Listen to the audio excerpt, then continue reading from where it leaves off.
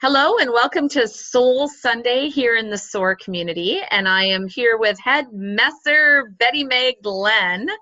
And we're going to have a really, I'm excited for this. We are having a conversation today about the difference between being calm and being numb.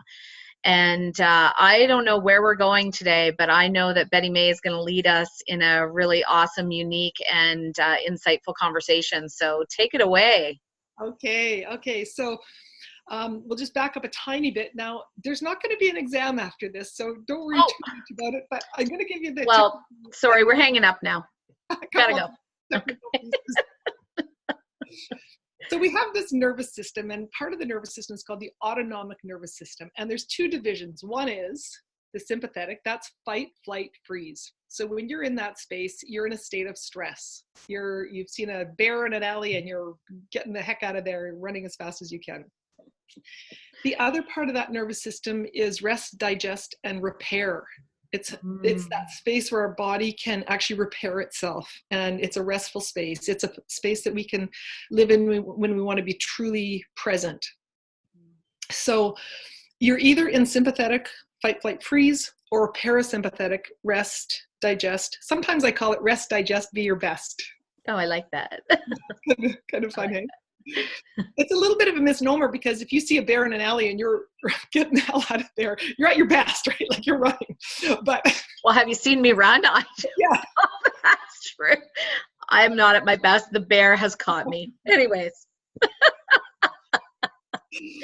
go on. So many people don't actually know how they feel. They feel something when they watch TV. That's how they become aware of how they feel. Or maybe they're not aware, but they're feeling like fired up because there's a gunfight or, some action or something like that jives with their flavor. So fight, flight, freeze. The freeze one is when we're just like you've just received this news that you freeze. And I had a client, this is how I kind of started playing with this, because I hadn't really been aware of it. But I had a client who said, "Oh, you'd be so proud of me. I was talking to my son and he was really pushing my buttons. And I just stayed really calm." And I thought, I don't believe you for 1 second. You weren't calm at all. You were numb, right? Like she just numbed out. No judgment. It really was an awareness that and number one, it's not for me to be proud of a client for acting a certain way or not acting a certain way, but that was her orientation, was how she said it. Oh, I was really calm. And so I was thinking about that, and I thought I wonder if people sometimes don't really have the awareness of, something has just happened. And I don't feel like I really want to deal with it. So I'm going to pretend to be calm about it, but really I'm just going to numb out. I think in our society, there's a big numbing happening, with drinking and distracting ourselves with whatever. I don't want to say social media, but distracting ourselves with so many things, because we don't really want to feel what we're feeling, because sadly, mostly what we're feeling is not that great. Many people are pissed. Many people are super frustrated. Many people are depressed. Many people are not feeling well and free internally. But they don't want to feel that, so they numb it. Yeah. And they pretend that they're calm, but really they're numb. So when you're calm, you're in parasympathetic, you're in rest, digest, and heal. When you're numb, you're in fight, flight, freeze. You're in sympathetic. That's the stress hormones are running through your body. That cortisol is jacking you up. And so I just wanted to bring some awareness around that, because it's so rampant. And I'm sorry to say this, gals, but especially for women, they're pretending to be calm, but they're numbing out. Mm-hmm. They're just like, not dealing with this right now, so I'll just smile and pretend everything's fine. And would you say that over time that becomes the autopilot too? Because I can think of, Absolutely. yeah, I can think of times where, yeah, my desire is calm, and yet as you're speaking, I can say, no, if I really paid attention to that, it was numbing for sure. Mm-hmm. And I can see periods of time where that becomes easy if you're not catching it. It becomes your normal state. It becomes your norm. Yeah. Do you remember when we first, you won't remember, do you remember every single thing your clients have ever told you? One of our first conversations, because when I first met you, Betty Mae, I was having some pretty significant health issues. And you asked me about you started asking me questions about how I felt about my body, or how that felt in my body. And that was what came up for me as you were sharing that, is I didn't know. I didn't actually even know how to feel a feeling that was going on in my body. So I think that was just the reason I was asking, can it become a habit, is I really think I had formed a lifelong habit of not connecting to, oh, what does that taste like when I eat it? Or, as you would always say, well, how does it feel when you drink the bubbles in the champagne? I'm like, I don't know. It just makes me happy. That was the only thing. Sadly, that was the only thing that I could truly connect to, is that bubbles made me happy, not just champagne. I like club soda. I like anything that has bubbles makes me happy. But other than that, I truly had numbed for a long time what that felt like. You are not alone, sister. Yeah. That is rampant. And I started to become attuned to that when I would ask people how they would feel, how they feel, or how they feel about this, or what you feel like if you were living the life of your dreams, or stuff like that. And they would say, well, I think it would be really awesome because then I could blah blah blah, blah. And it's like, okay, cool. And how would you feel? And they'd go, oh, well, it would just be awesome. Like, I think I would be able to then fly to wherever I wanted to fly to. And I think I'd be able to have like holidays and all that stuff. And I'd like say, if you could have like a holiday and all the money you wanted, and how would you actually feel? And they'd go, well, I think it'd be really like awesome to live like could not get to the feeling. And so I actually literally started saying, okay, if you had to pick between these three things, would you feel mad, sad, or glad? Which one of those things would you be closest to? Right? Because then from there we can tease it apart. If it's glad, then it's like, okay, so what would that be like? Happy? Would it be joyful? Would it be like uplifted? Would it be, or if it was sad, then it would be like, okay, so is that like low energy? Is that like, you can kind of tease it apart.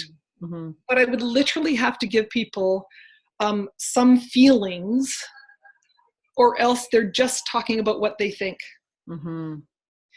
So this is really important for a couple of reasons. Just to jump back to the numb or calm thing, if you are living in a state of numb, you're living in a state of stress. Mm-hmm. It's very, very difficult to live your best life when you're living in a state of stress. Very difficult for your body to heal if you're living in a state of stress. Very difficult to actually be happy. And if you are, you won't know because you're numb. Mm-hmm. Right? Like it's just like that. So that's one piece. The other piece of it is, of course, as we've been talking sort of lately, we're in this electromagnetic field. It's all around us. And when we have thoughts, the thoughts go out through the electrical part of the electromagnetic field. So we have a thought of day after day, I'm getting better, I'm getting healthier, I'm getting stronger day by day. Any of the affirmations, which are awesome.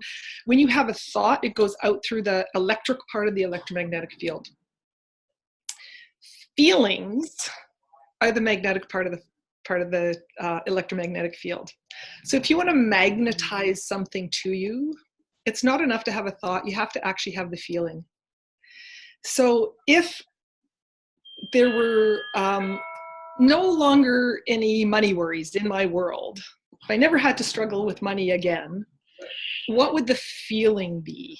Mm-hmm. If the feeling would be like, oh, I'd feel relief, then that's the feeling I actually need to practice. If I practice feeling relief, that's actually the feeling that will magnetize experiences of relief into my life.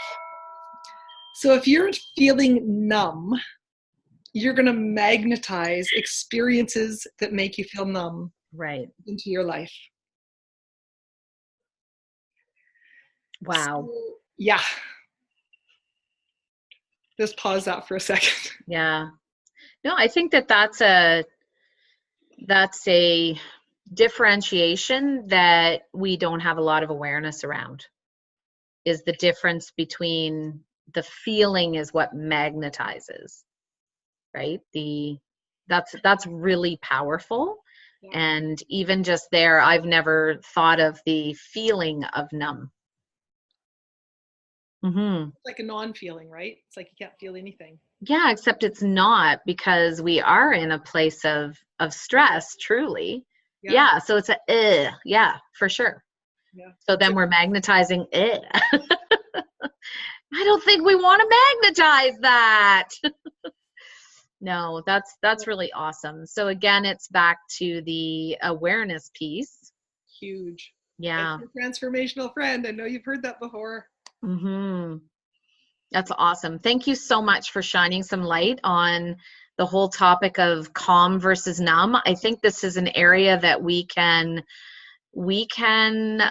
persuade ourselves, influence ourselves into believing something that internally we're not actually manifesting. So thank you for that. And that's something we can work on. One tiny piece. If you're not sure, is this calm or numb?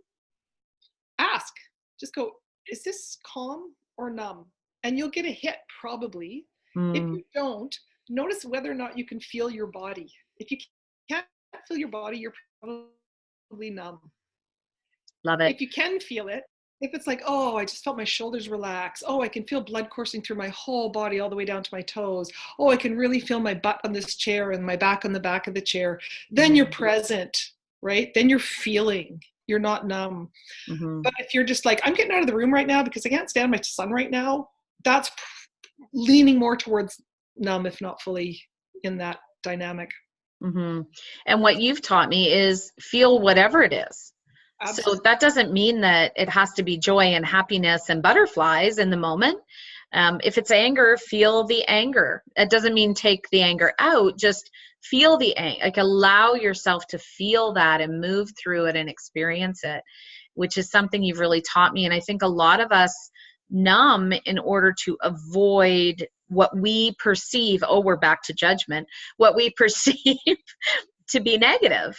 Yes. Right? Like I think that growing up, you're taught to not feel that, don't show that anger, don't feel negativity. That's bad. That's bad. That's bad. That's wrong. That's wrong. Key point. Key point.